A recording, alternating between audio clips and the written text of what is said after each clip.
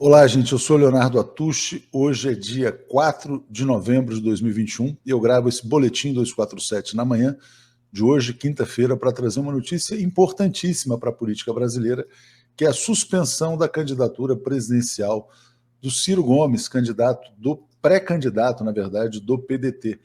Essa notícia já é a manchete do site Brasil 247 e diz: urgente, Ciro suspende sua candidatura presidencial após os votos do PDT pela PEC da reeleição do Bolsonaro. Explicando melhor, ontem foi votada a PEC dos precatórios e essa PEC ela praticamente dá um cheque em branco para o Jair Bolsonaro gastar 90 bilhões de reais no ano que vem, com Auxílio Brasil de R$ 400 e também com compras de deputados por meio de emendas parlamentares, né?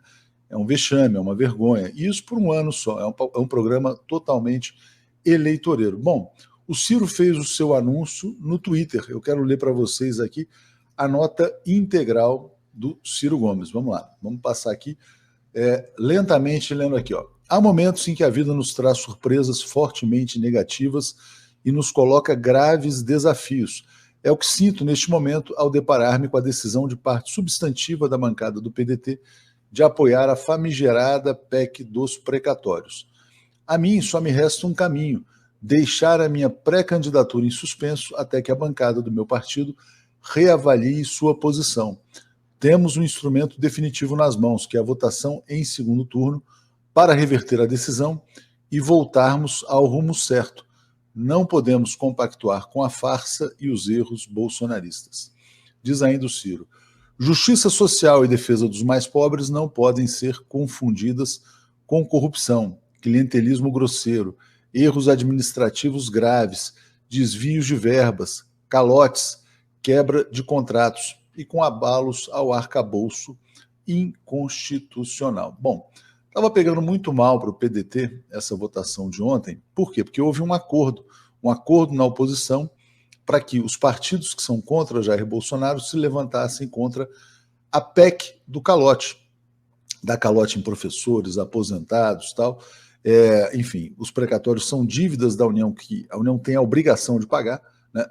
Caso não pague, evidentemente, é o governo brasileiro caloteando os seus credores, e isso para sustentar por um ano o Auxílio Brasil, depois de acabar com o Bolsa Família. Bom, a situação foi tão ruim, né, que o PDT realmente foi criticado até pelos principais apoiadores. Vou destacar um deles, que é muito conhecido nas redes sociais, que é o músico, cantor Tico Santa Cruz, que é quem mais briga pelo Ciro Gomes nas redes sociais. O que disse o Ciro? Olha, cobrou uma posição pública do Ciro após o apoio do PDT ao Bolsonaro. Disse que tudo isso foi uma grande vergonha e ele foi ao Twitter para dizer o seguinte: olha, aguardando o posicionamento do Ciro Gomes em relação a essa vergonha que o PDT está fazendo hoje.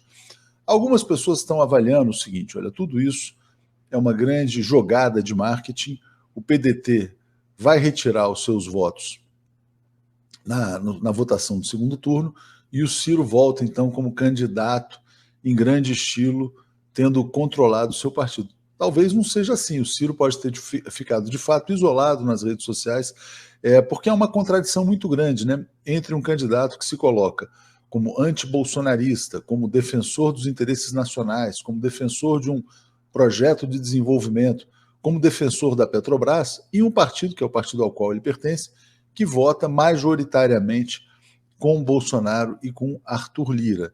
Né? Será que os deputados, então, vão fechar com Ciro Gomes? Ao mesmo tempo, o Ciro também está enfrentando grandes resistências internas. Nessa quinta-feira, acontece um encontro bastante importante entre o ex-prefeito da cidade de Niterói, que é o Rodrigo Neves, com o ex-presidente Lula.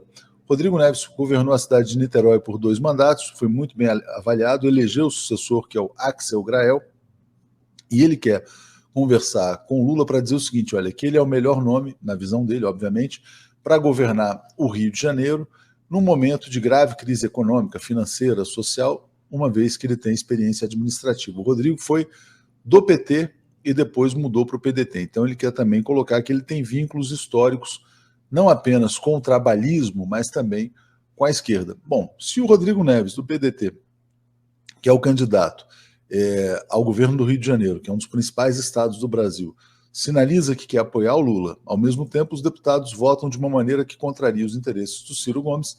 Pode ser que a candidatura efetivamente tenha subido no telhado, né? Então é mais uma vez aí em que você tem o Ciro Gomes morrendo na praia. Mas vamos aguardar os próximos acontecimentos. A política muda muito, né? Cada dia a gente vê o cenário de um jeito. E se o Ciro sai de cena também, para onde vão seus votos, né? Será que o Ciro sai de cena e apoia o ex-presidente Lula? Será que o Ciro sai de cena e vai para Paris? Será que o Ciro sai de cena e apoia uma outra candidatura presidencial qualquer? Tenta construir um outro nome? Tudo isso está indefinido. Será que ele vai para um outro partido?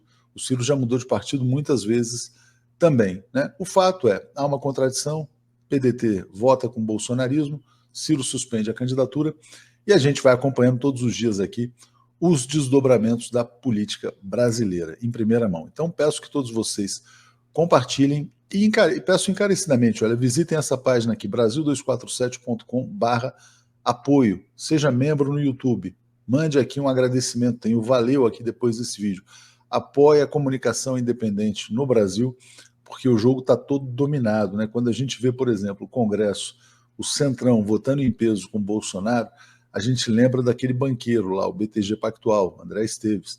Não, o Centrão é um elemento de estabilização da política brasileira. Então a gente vai vendo um cenário em que o capital financeiro está jogando pesado. O que ele falou? Olha, se Bolsonaro ficar calado, ele se reelege.